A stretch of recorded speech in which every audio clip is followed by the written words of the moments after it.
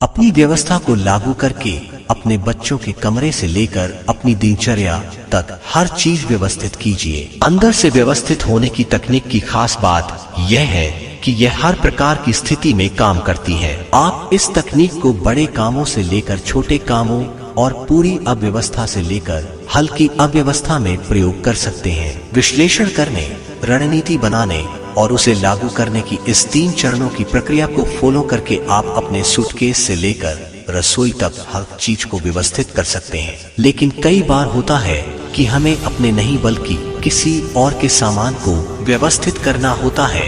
अक्सर यह आपके बच्चों का होता है। अपने बच्चों का सामान व्यवस्थित करते समय सारा काम स्वयं ही ना करें, बल्कि कुछ काम उन्हें खुद भी करने दें। इससे वे व्यवस्था बनाने में सक्षम हो पाएंगे। लेकिन क्यों आपका बच्चा अपना कमरा व्यवस्थित नहीं रखेगा यदि वह उसकी जरूरत के हिसाब से व्यवस्थित नहीं है? यह निश्चित करने के लिए कि आपके बच्चे का कमरा व्यवस्थित रहे, अपने बच्चे को उसका कमरा व्यवस्थित करने की प्रक्रिया का हिस्सा बनाएं। खैर, बच्चे कई बार असहयोगी होते हैं और माता पिता के लिए का सहयोग पाना सिर दर्द का विषय बन जाता है। इस परेशानी का सबसे अच्छा उपाय है व्यवस्थित होने की इस प्रक्रिया को मजेदार बनाना। उदाहरण के लिए आप बच्चों को गंदे कपड़े सही करने के लिए हैम्पर पर बास्केटबॉल की बास्केट हुक बांधकर उन्हें दे सकते हैं। अपने पूरे घर को यहाँ तक कि बच्चों के कमरे को भी व्यवस्थित कर लेने पर आपको उपलब्धि का भाव महसूस होगा। लेकिन आपको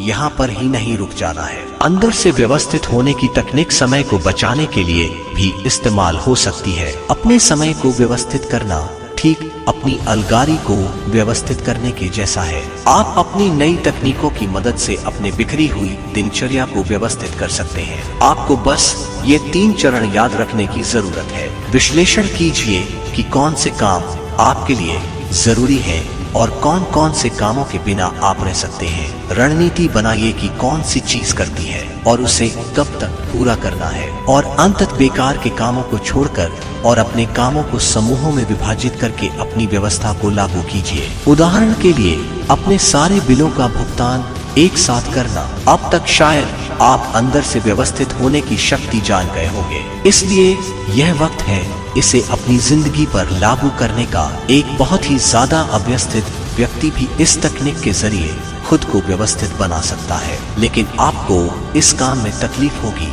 जब तक कि आप इस तकनीक को व्यक्तिगत रूप नहीं देंगे। आप अपने संसार को अपनी इच्छानुसार आकार में ढाल सकते हैं।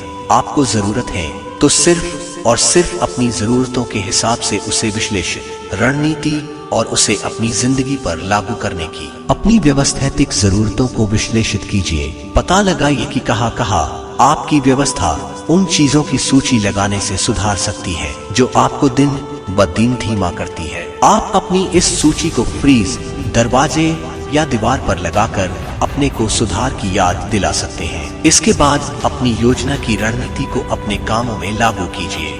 आज के इस वीडियो में इतना ही। वीडियो अच्छी लगी हो तो वीडियो को लाइक शेयर करना ना भूलें। इसी तरह के और नॉलेजेबल वीडियो देखने के लिए हमारे इस चैनल द समरी वर्ल्ड को सब्सक्राइब करके बेल आइकन प्रेस कर दें। धन्यवाद। आपका और आपके परिवार का दिन शुभ हो।